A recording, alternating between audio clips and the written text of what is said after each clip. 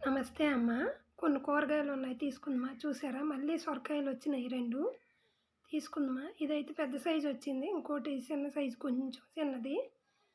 కాకరకాయలొచ్చాయి. మనము మన ఇంట్లో ఇలా పండించుకొని తింటే హాయి వేరు. రోజు సొరకాయలు, కాకరకాయలే తినేస్తారా అమ్మ అంటే కాదు తినము.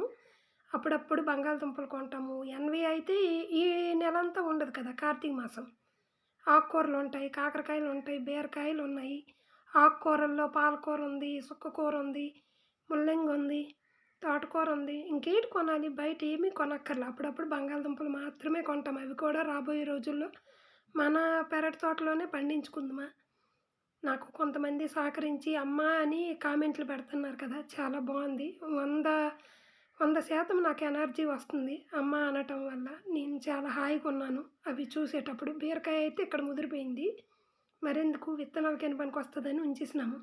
కాకరకాయలు పెద్ద సైజులో కూడా వస్తున్నాయి. చిన్న చిన్నవి కూడా వస్తున్నాయి. నేను చెప్పాను కదా! తొలి అయితే దీనికి కాయడానికి అవకాశం లేదు. ఇప్పుడైతే కాయడానికి అవకాశం. ఇవేమో బెండిత్తనాలు. మేము ఆరబెట్టుకున్నాం బంతిత్తనాలు. ఇలా చేసుకొని ఉంచుకుంటే అప్పుడు డబ్బులు సేవ్ అవుతాయి కదా! అందుకు. నేతి బీరైతే మరి చెప్పక్కర్లేదు. కుప్పలు కుప్పలు వచ్చినాయి. ఇప్పుడు కూడా ఒక 2, 3 కేజీలొచ్చాయి. ఎవరు కొంటారో ఏటో ఆలోచించాలా. ఏది మిగిలితే నాకు బాధ ఉంటది. ఎందుకంటే పిండి బెల్లంకేనొస్తాయి కదా! దానికి మళ్ళీ మనం మదుపు పెట్టడానికి మళ్ళీ ఆ డబ్బులతోనే నేను మదుపు పెట్టుకుంటాననమాట. ప్రత్యేకించి ఇంట్లోని వేటి పెట్టక్కర్లేదు.